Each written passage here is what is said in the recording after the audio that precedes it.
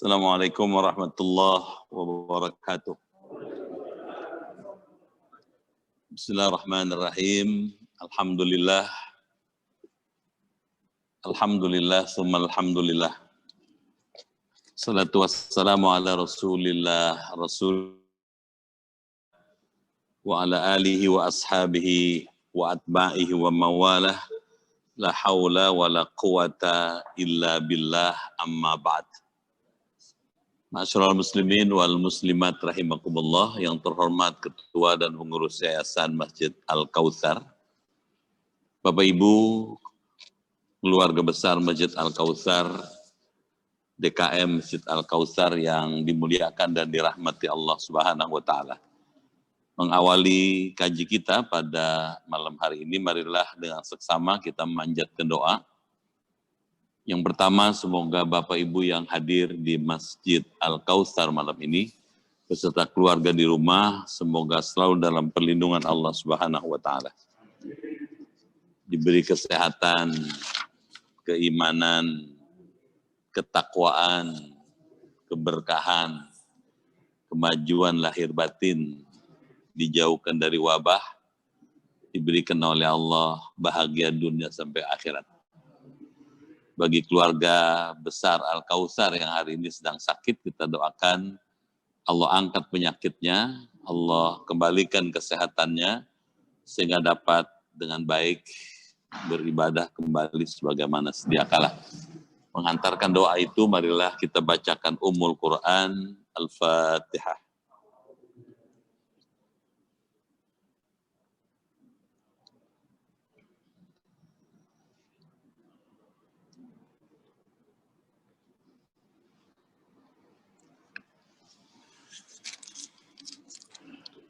Bismillahirrahmanirrahim. Ya Fattahu ya Alim. Ya Fattahu ya Alim. Iftah abwaba qulubina binuri ma'rifatik.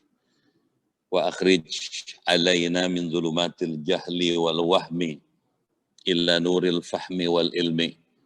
Waftah alayna abwaba ilmika kama fatahtaha ala anbiya'ika wa ulama'ika al-mutaqaddimin al-mutaakhirin. Wansyur alaina rahmataka ya dzal jalali wal ikram. Allahumma sallimna wa sallim dinana wa sallim ahlana wa auladana wa dzurriyyatana wa sallim jama'atana wa la siyama jama'a Masjid Al-Kautsar min afatid dunya wal akhirah wa min afatil qarana wa DBD bi rahmatika ya arhamar rahimin. Rabbana atina fid dunya hasanah wa fil akhirati hasanah wa qina adzabannar walhamdulillahi rabbil alamin. Bapak Ibu yang dimuliakan Allah, malam ini kita bersyukur dengan rahmat Allah dapat kembali hadir bermuajahah di Masjid Al-Kautsar. Untuk itu saya menyampaikan apresiasi dan penghargaan yang tinggi beserta ucapan terima kasih atas pilihan Bapak Ibu hadir di Masjid Al-Kautsar malam ini.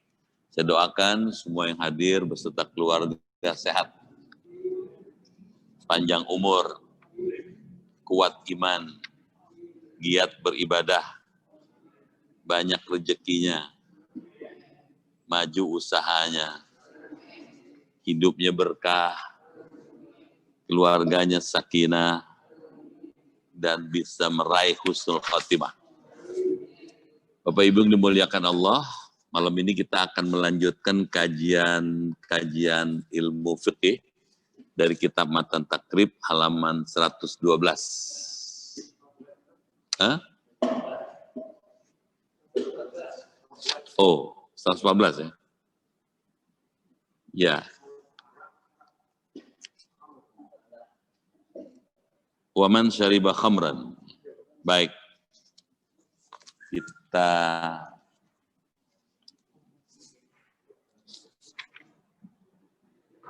baik, silakan dibaca.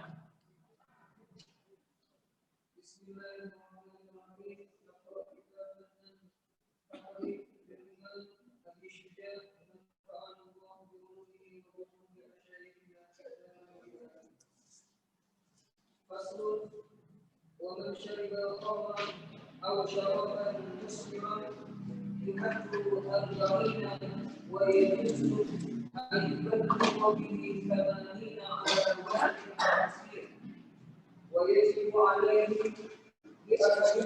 بأحدهما بالبينة أو الإقرار ولا يحد بالقيد والاستنكار. Ya. Bapak Ibu yang dimuliakan Allah, malam ini kita akan mengkaji pasal dalam kitab Matan Takrib tentang syurbul khamr, minuman keras. Kalau dalam kitab-kitab fikih yang lebih besar, ini disebut Kitabul Hudud, ya, tentang hudud. Ya. Faslun ini suatu fasal. Waman syariba khamran. Barang siapa yang minum arak. Khamr itu dimaknai arak. Au syaraban atau minuman muskiran yang memabukkan. Apa aja? Jadi tidak mesti khamr, apa saja yang memabukkan itu termasuk pasal ini. Gitu ya. Bir misalnya. Sedikit atau banyak, kalau dia memabukkan termasuk yang khamr. Yuhaddu, maka ia harus dihad. Dihad itu harus dihukum. Ya. Berdasarkan ketetapan ilmu fikih, arba'ina katanya, 40 kali cambuk. Jadi kalau orang melakukan minum minuman keras yang menimbulkan mabuk, ya dia mesti dihukum dengan arba'ina, 40 kali cambuk katanya gitu. Wa yajuzu, dan boleh katanya, ayyuballigha bihi, menyampaikan had itu, hukuman itu 80 kali. Ala wajhi ta'zir, menurut jalan ta'zir. Wa yajibu alaihi, dan wajib had atas peminum arak bi ahadi amrain katanya, dengan sebab salah satu dari dua perkara ini. Bil bayyinah, dengan adanya saksi katanya. Awil iqrar, atau adanya pengakuan. Maksudnya orang ditetapkan sebagai peminum minuman keras kalau satu ada saksinya. Gitu. Yang kedua, dia ngaku sendiri, saya barusan mabuk gitu. Dengan kita lihat buktinya, misalnya mulutnya bau minuman keras. Gitu. Nah, kepada orang seperti ini mesti dikenai had, kenai hukum katanya. Wala yuhaddu, dan tidak boleh dihad, tidak boleh ditetapkan hukum katanya bil qai, dengan sebab muntah. Jadi kalau dari baru minum kemudian belum sempat masuk ke dalam badannya, perutnya, terus muntah dia. Itu nggak kena had. Wal istinkah katanya, dan katanya tercium bau arak. Bapak dan Ibu yang dirahmati Allah, kenapa orang minum minuman keras itu mesti dihukum? Gitu. Jadi ada aspek falsafahnya. Yang pertama karena minum minuman keras itu dilarang katanya. Ya. Meminum minuman keras, minuman khamr itu haram hukumnya. Jadi karena orang kalau melakukan apa yang dilarang di Quran, tentu dia melanggar aturan Allah, melanggar syariat. Yang kedua, minuman keras itu dapat berpotensi menimbulkan kerusakan. Mana dia nih?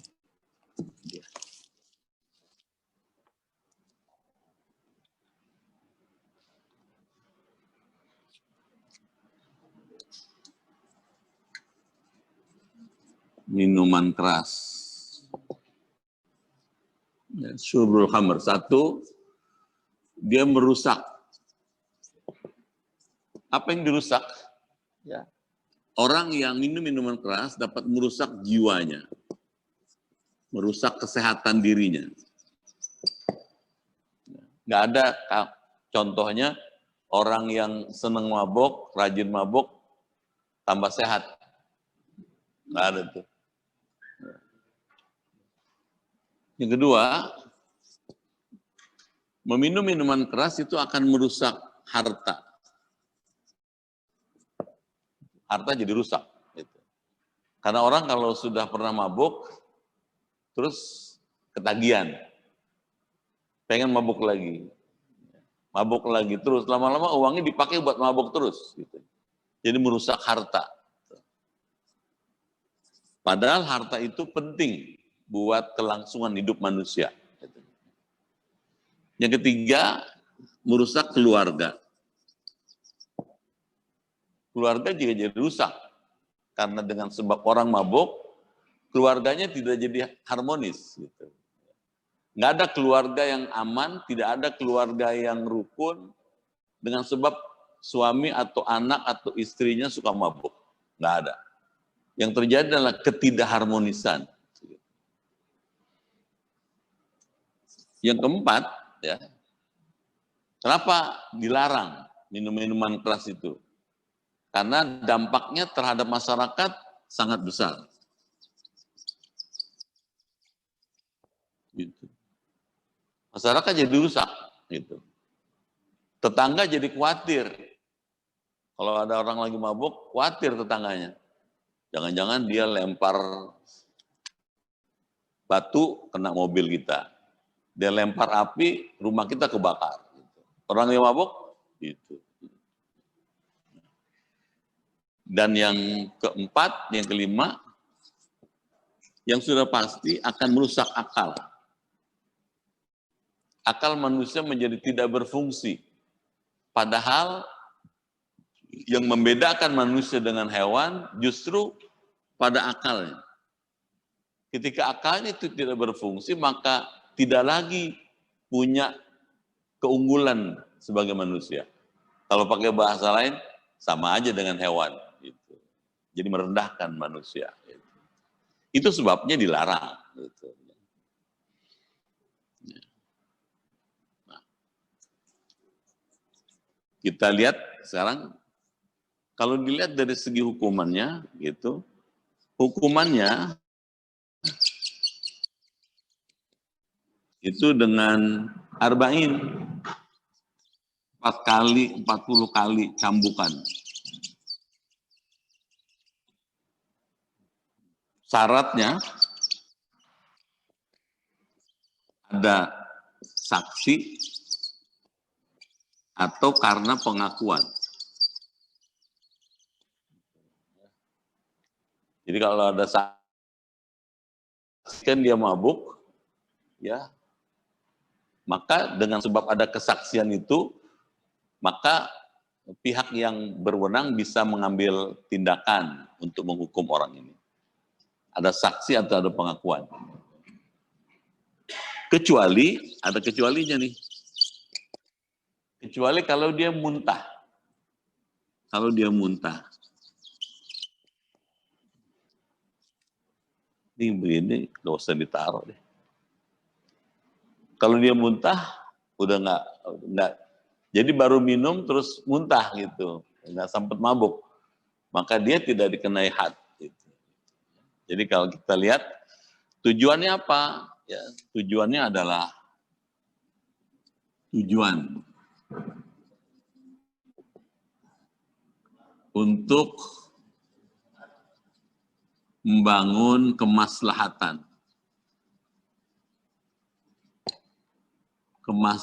umum, al-maslahah al-amah. Jadi supaya umum masyarakat itu maslahat, maka dibikin aturan gitu. Kalau orang melakukan mabuk-mabukan, maka dia dihukum gitu. Ini alasan rasionalnya kayak begini. Tujuannya adalah al-maslahah al-amah. Bagaimana supaya masyarakat atau umum itu bisa menjalani hidupnya bisa maslahat gitu ya, untuk membangun kemaslahatan, kebaikan gitu, kesejahteraan gitu, kesalehan. Orang bisa hidup dengan kesalehan yang tinggi kalau dia nggak mabuk. Orang bisa beribadah kalau nggak mabuk. Gitu. Lingkungan bisa menjadi berkah kalau banyak orang soleh. Kalau banyak orang yang maksiat, justru lingkungan itu akan penuh dengan wabah, bencana, malapetaka, penyakit, dan lain-lain. Itu sebabnya tujuannya adalah al-maslahatul amah, membangun kemaslahatan umum gitu. Jadi diatur oleh agama supaya hidup ini jadi nyaman. Gitu. Ya. Bisa tanggap ya?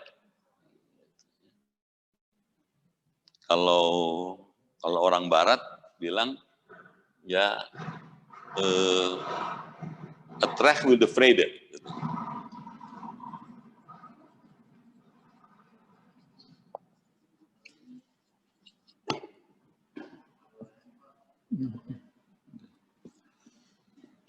Kalau sistem hukum Barat, hukum itu ditegakkan untuk membangun the freedom, kedamaian.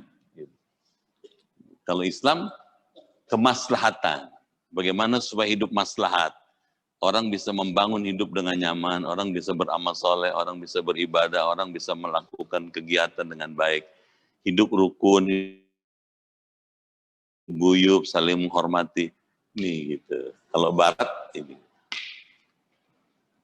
sih asal tahu aja. Nggak dicatat nggak apa-apa.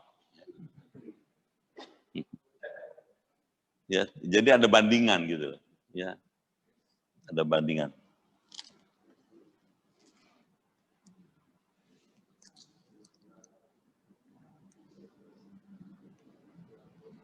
Baik, sampai sini kita bisa lanjut ya.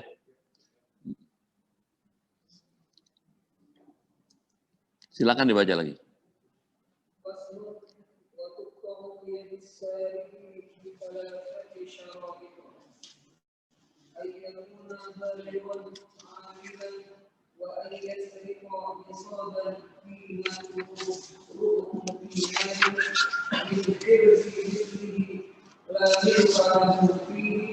ولا شبهة في مال المسروق منه وتطلب يده منا من نقص الوقوع فإن سرق ثانيا قطعت رجله اليسرى وإن سرق ثالثا قطعت يده اليسرى فإن سرق رابعا قطعت رجله اليمنى فإن سرق بعد ذلك أنزل وقيل يقتل صدره. Ya.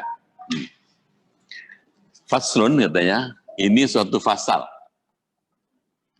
Watuk ta'u, dan harus dipotong. Gitu. Ya. Apa yang dipotong? Yadus sarik, tangan orang yang mencuri. Kalau tadi mabuk, sekarang nyuri. Ya.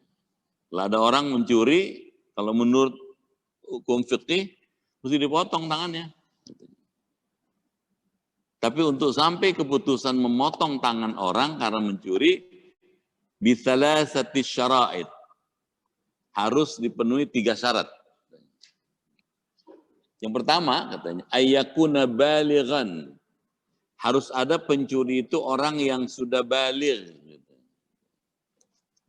Sekarang kita bicara soal mencuri. Ya meskipun, ya mudah-mudahan nggak ada di Al-Kautsar mencuri ya. ngapain sih nyuri-nyuri, nggak enak. Gitu. Mencuri. Gitu. As-sariqah katanya. Nah, yang pertama katanya. Gitu.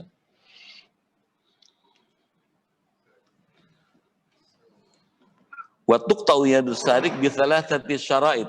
Syaratnya adalah ayyakuna balighan. Syaratnya orang yang dikenai hukum itu mesti baligh. Baligh itu cukup umur. Cukup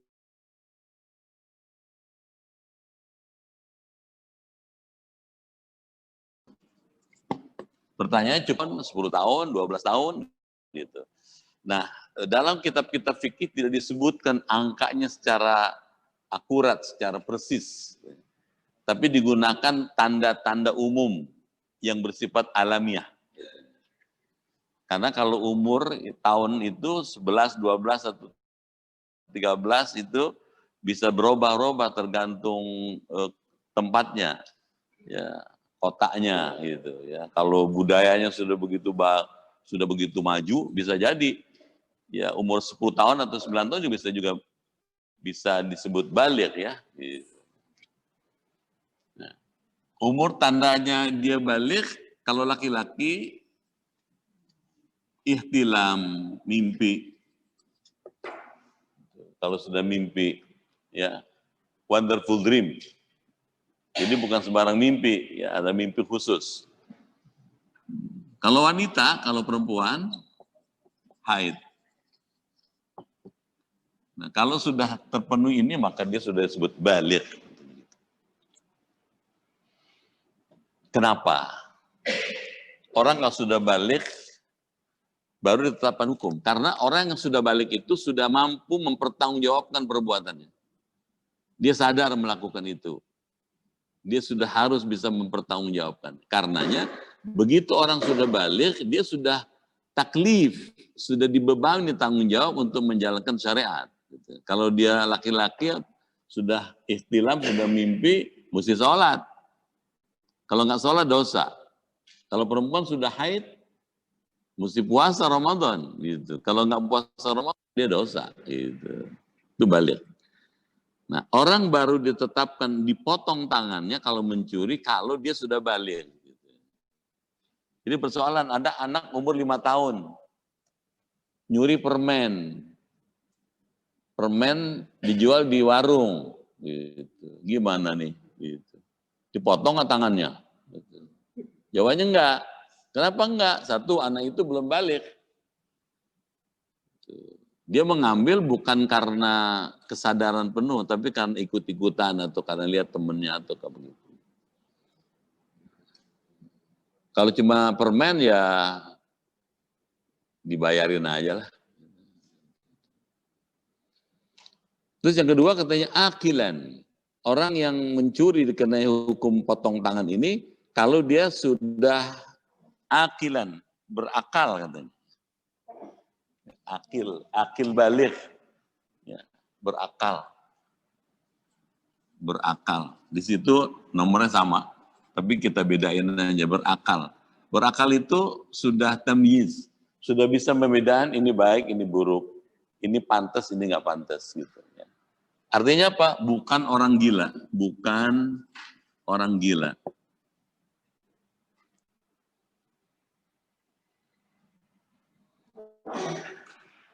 Wa yasriqu nisaban qimatu rubu dinar katanya. Yang kedua katanya harus mencurinya 1 nisab seharga 1/4 dinar. Min hirzi mithlih katanya. Dari tempat yang setimpalnya. La milka lahu fih, yang tidak ada milik bagi pencuri padanya. Jadi nilainya rubu dinar, 1/4 dinar. Nilai yang dicuri 1/4 dinar. Di dinar dulu uang emas ya. Kalau sekarang karena tidak lagi menggunakan uang ini, tiap-tiap negara menentukannya berbeda-beda, gitu. Ukurannya berbeda-beda. Mengkonversikan 1/4 dinar, rupiah dinar ini dengan ukuran yang berbeda-beda tiap negara. Karenanya nggak bisa dijadikan potong rata, gitu ya. Ada yang menyebutkan 5, ya.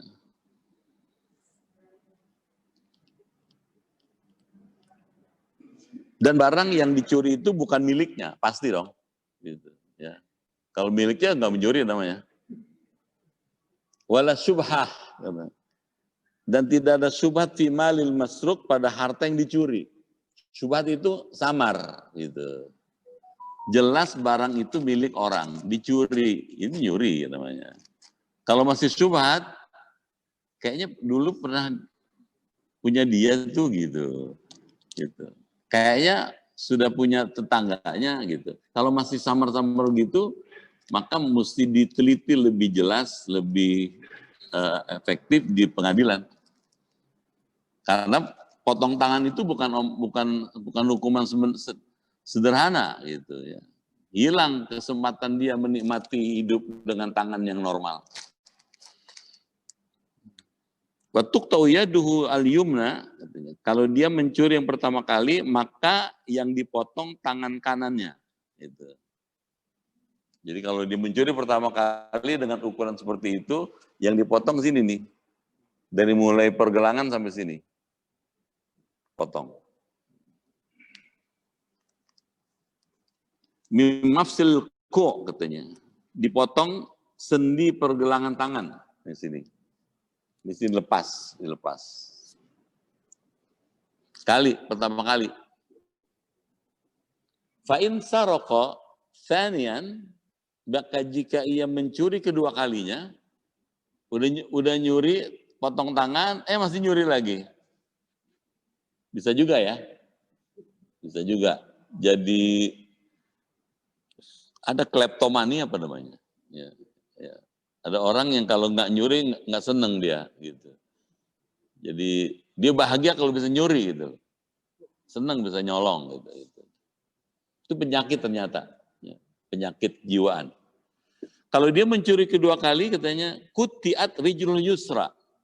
Maka dipotong kaki yang kiri. Paham ya?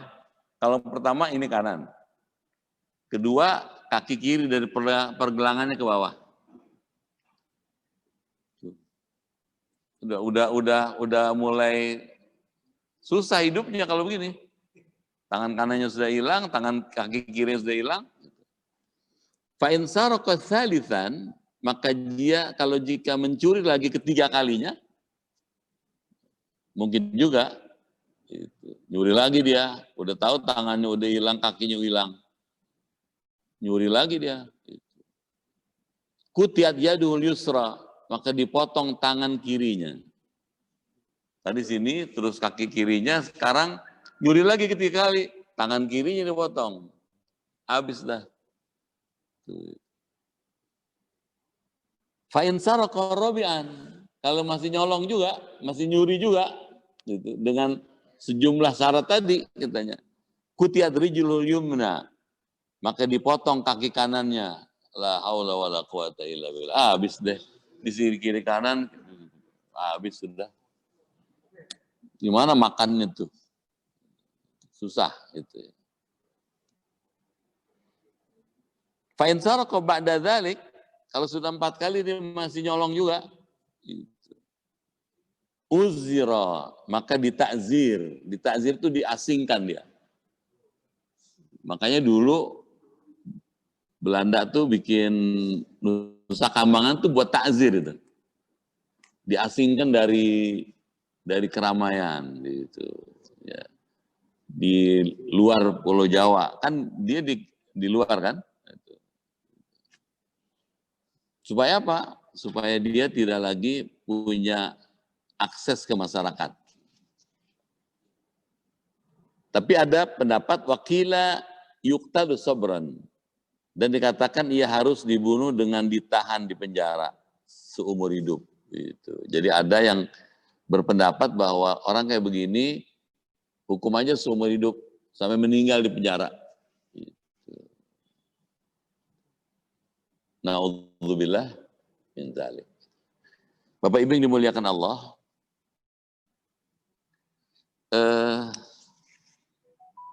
Rasulullah pernah mengatakan, la'anallah as-sarik. Allah melaknat orang yang mencuri. Ya. Yasriku baydah, meskipun cuma mencuri telur kecil. Fataqta'u yadahu, dipotong tangannya. Maksudnya apa? Supaya menjadi efek jerak. Hukuman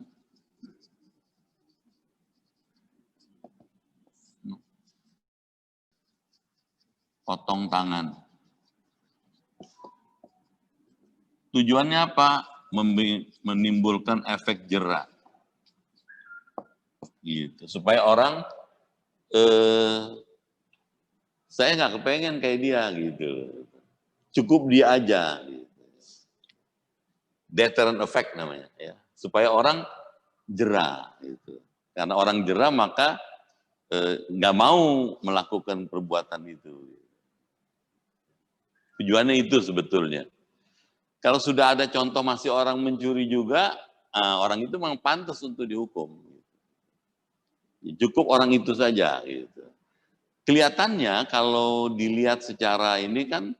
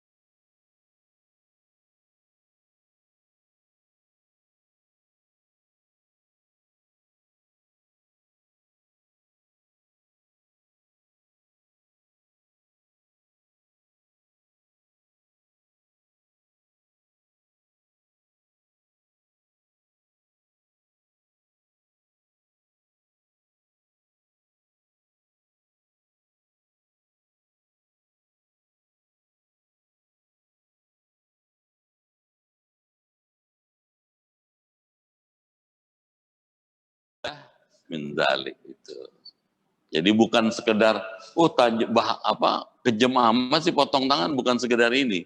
Tapi dampaknya sangat luas, bukan cuma di dunia sampai ke akhirat. Kalau dibiarkan, nanti semua orang mencuri. Gitu. Kalau semua orang mencuri, maka masyarakat akan menjadi dirugikan. Kalau semua masyarakat itu tidak sesuai dengan tujuannya.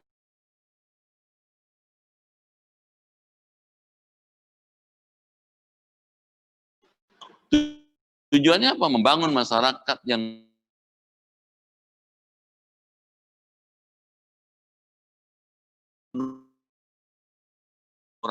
sayang Allah.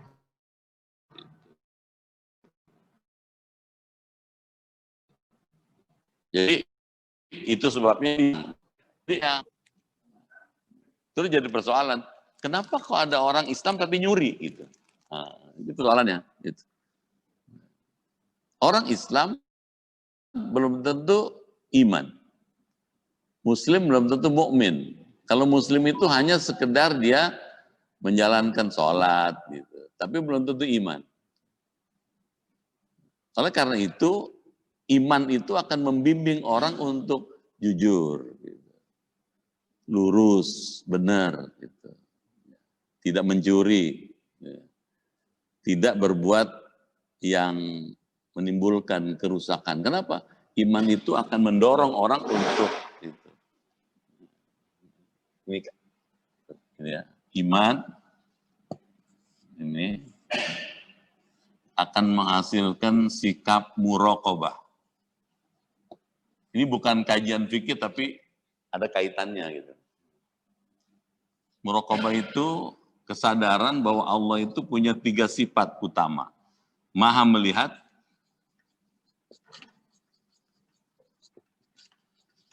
maha mendengar, maha mengetahui. Allah itu kalau pakai bahasanya basirun, basir maha melihat. Allah sami'un, maha mendengar.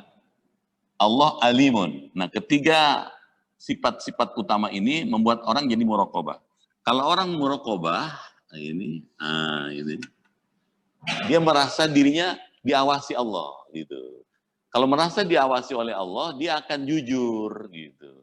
Di tempat yang paling sepi sekalipun, di tempat yang paling gelap sekalipun, dia tetap jujur dia. Kenapa? Allah lihat saya, no, gitu. Mungkin orang sevilla nggak ada yang lihat, tapi Allah lihat saya, Allah tahu saya, Allah dengar saya, nggak mau dia. Gitu. Nah, jadi iman mendorong orang punya sifat ini dan ujungnya jujur. Kalau jujur, dia nggak mau mencuri dia. Biar sendal bagus, nggak ada yang lihat. Kalau bukan punyanya nggak dipakai sama dia. Allah lihat saya, no, gitu. Ya. Terus ada orang menganggap kalau jujur ajur. Agama bilang jujur mujur, gitu. Jujur mujur. Yang bilang siapa? Quran. Jujur ini bawa mujur, mujur. Mana bukti jujur mujur? Nabi Muhammad jujur. Belum jadi rasul, jujur. Masih muda sudah disebut Muhammad Al-Amin. Nabi Muhammad tuh dagangnya Nabi Muhammad tuh jauh-jauh, Pak. Ya. Dari Mekah dagang ke Yaman. Gitu. Kalau musim dingin ke Yaman. Kalau musim panas ke Syria, ke atas ke Syam. Gitu. Jauh gitu. Dan setiap Nabi Muhammad dagang, banyak saudagar yang titip barang dagangannya. Gitu. Ya. Saya titip ya, gitu. Jualnya harganya segini, gitu. Dibawa sama Nabi, dijual, sudah dijual, dilaporin, nih dapatnya segini, untungnya segini. Saudagar karena merasa diuntungkan oleh Nabi Muhammad, dia ngasih persen, ngasih uang. Gitu. Dia ngasih juga unta. Gitu. Ada menyebutkan sapi. Jadi setiap dagang, Nabi mesti dapat uang, gitu, dapat juga persenan, unta atau tadi. Sapi. Itu sebabnya Nabi Muhammad ketika melamar Siti Khadijah, Nabi Muhammad maharnya itu 20 ekor unta. Ada menyebut 20 ekor sapi. Kalau kita hitung zaman sekarang, kalau satu sapi misalnya yang murah aja, 25 juta misalnya, Nabi Muhammad maharnya 500 juta. Rada jarang kali ya. Zaman sekarang maharnya berapa? 500 juta jarang. Yang ada seperangkat alat sholat. Kok bisa masih muda, umur 25 tahun bisa ngasih mahar sampai 500 juta? Ini dia. Jujur. Wa wajadaka ailan fa'aghna. Masih ada kan ayatnya? Wa wajadaka ailan. Allah dapati engkau dalam keadaan ailan. Ailan itu fakiron. Fa'agna. Gitu. Nabi Muhammad lahir, ayahnya nggak meninggalkan waris apa-apa.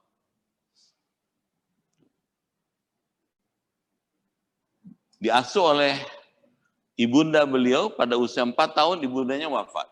Juga nggak meninggalkan harta. Diasuh oleh kakek beliau Abdul Muthalib, juga nggak meninggalkan harta banyak. Jadi papa. Gitu. Tapi karena beliau jujur, mujur. Gitu. Jadi tausiahnya jangan takut jadi orang jujur. Jujur berkah. Amin ya. Nggak jujur, ajur. Coba Papa lihat. Sudah jadi sampai prestasi jabatan paling tinggi.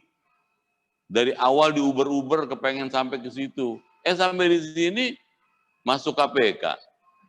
Habis semua dibeslah. Naudzubillah min dzalik. Kenapa? Boleh jadi karena iman kurang. Gitu. Mudah-mudahan kita selamat ya. Jadi ngaji-ngaji iman itu jadi penting gitu. Ya. Membangun orang punya kesadaran bahwa Allah lihat, Allah dengar, Allah tahu. Nah sampai sini ngajinya. Mudah-mudahan ada manfaatnya. Ada yang kelewatan atau ada yang belum jelas?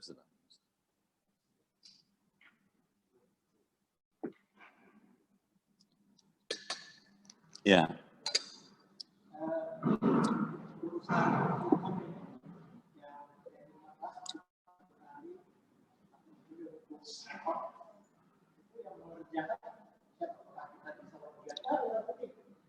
Ya. Yang pertama mesti disadari dulu, kitab ini fikih muamalah. Kitab fikih muamalah itu basisnya negara dengan sistem hukum Islam. Negara dengan sistem hukum Islam. Ya, gitu. Kalau negara dengan menggunakan sistem hukum Islam, maka yang melakukan eksekusi terhadap putusan pengadilan bahwa orang ini telah mencuri dan mesti dihukum dengan dengan potong tangan, misalnya begitu, itu negara yang dalamnya diwakili oleh pihak kejaksaan. Nanti kejaksaan kerjasama dengan polisi untuk melakukan eksekusi itu. Gitu, ya. Nah di Indonesia karena tidak menggunakan sistem hukum Islam, tapi menggunakan sistem hukum KUH Perdata, KUH Pidana, maka yang berlaku aturannya itu. Gitu. Sehingga ngaji seperti ini sifatnya knowledge aja, pengetahuan aja. Ya. Tidak langsung bisa dipraktikkan. Bisa tangkap ya? Itu sebabnya saya tidak menjelaskan rinci satu persatu, tapi saya jelaskan kenapa dilarang gitu. Kenapa nggak boleh mencuri gitu. Nah, supaya orang nggak mencuri ya mesti imannya biar bagus, supaya gini-gini. Itu yang saya bangun gitu. Bisa tangkap ya? Kalau imannya kuat, dia punya sifat muraqabah, dia akan jujur dan dia akan mujur gitu. Dia nggak akan mau bohong, nggak akan mau melakukan kejahatan, meskipun nggak ada yang lihat, nggak ada yang tahu, nggak ada yang dengar. Tapi dia sadar Allah tahu, Allah lihat, Allah dengar gitu. Jelas ya? Yang mesti dibangun yang ini dulu. Nah, ini dulu dibangun. Supaya nggak jadi ini gitu. Kalau ini bagus, dia nggak akan mabuk dia. Nah, kaitannya dengan sekarang misalnya orang nggak akan narkoba. Sama juga mabuk juga. Tuh, narkoba dengan segala bentuknya gitu. Minuman keras, terus ganja, terus sabu-sabu dan segala macam masuk kelompok sini dia. Gitu. Kalau imannya bagus, dia nggak akan ini. Dia nggak akan ini. Gitu. Oleh karena itu ini mesti dibangun, ini mesti dikembangkan. Ini. Dan ini mesti dilatih, kejujuran mesti dilatih. Misalnya, nggak bohong aja gitu. Kalau kita suka bohong sehari 4 kali, bertekad ya Allah izinkan saya besok saya janji bohongnya cuma 3 kali aja. Latihan dulu, karena ada orang bohong jadi habit, jadi kebiasaan.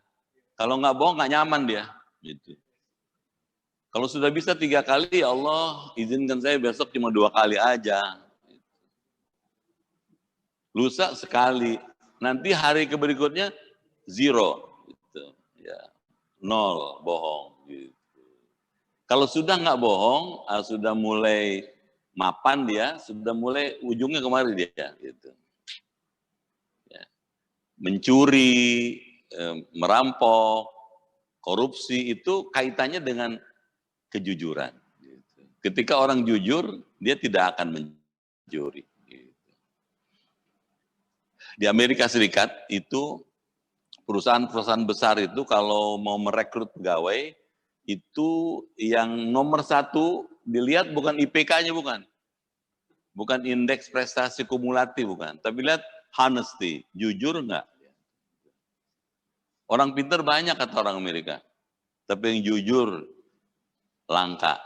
Karenanya udah pintar jujur, bagus. Bisa tangkap ya? Buat apa pintar tapi nggak jujur? Bisa habis perusahaan gitu. Dibohongin sama dia. Jadi kejujuran. Gitu ya.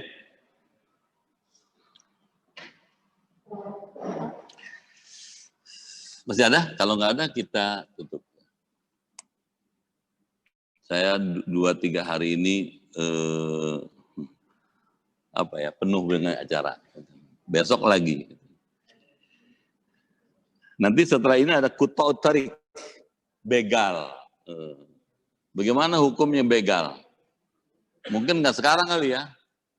Kalau diterangin sekarang, Bapak baru pulang jam 11 kali ntar malam. Saya masih jam 8:10 ya, 8:12 ya. Masih di relasi apa? Udah ditelepon di sini. Biasanya 8 udah mulain kan? Ini jam 8:12 masih di sana tuh. Gitu. Baik.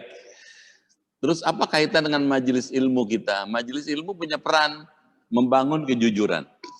Membangun kejujuran. Meningkatkan kadar iman gitu. Itu punya peran gitu. Makanya perusahaan-perusahaan besar itu kalau kajian-kajian begini dia perluin gitu. Atau instansi-instansi pemerintah dia perluin tuh karena bidang SDM-nya nganggap dengan orang jujur perusahaan jadi maju dan seterusnya gitu ya.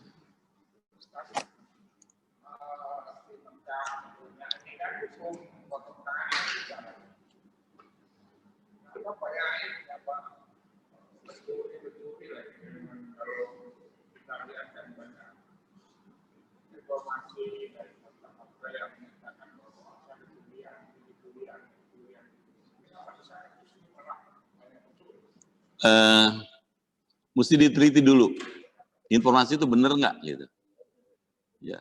Yang saya tahu, saya pernah lihat Pak, ada seorang perempuan di Mekah itu mencuri dan ketangkep.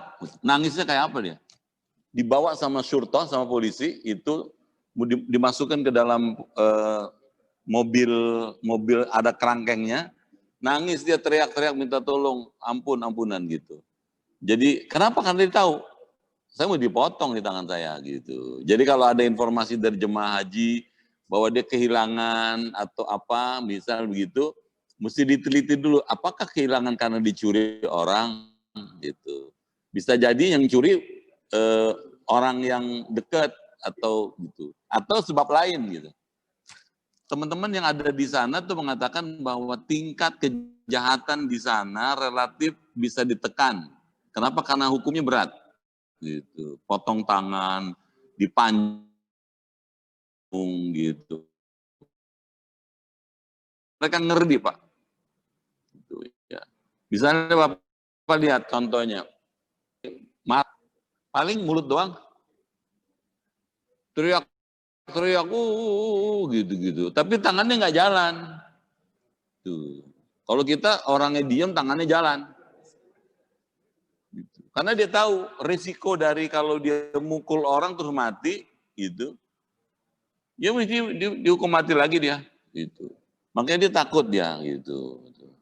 Jadi karena hukumannya begitu berat, maka orang kemudian takut melakukan kejahatan. Gitu. Jadi mesti diteliti dulu lebih bagus. Informasi kalau ada jemaah haji kehilangan barang atau apa, siapa yang nyuri ini? Mestinya kalau ngerti dia nggak mau nyuri.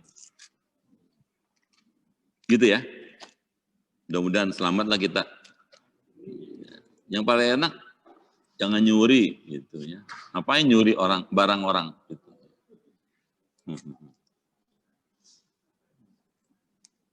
Baik, jelas ya. Kita sudahi dulu barangkali. Mudah-mudahan ada manfaatnya dan kita bisa menjaga diri kita dari perbuatan yang tidak disukai. Al-Fatihah. Bismillahirrahmanirrahim.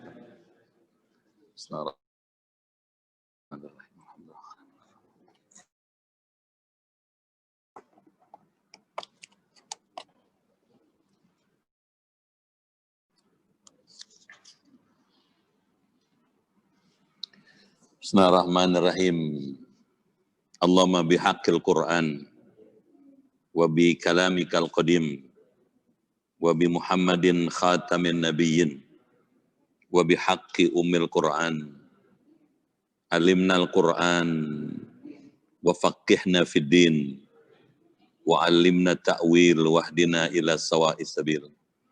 Allahumma inna nas'aluka imanan kamilan wa yaqinan sadiqan wa rizqan wasi'an wa qalban khashi'an wa lisanan dzakiran wa badanan sabiran wal afwa indal hisab wa najata minan nar.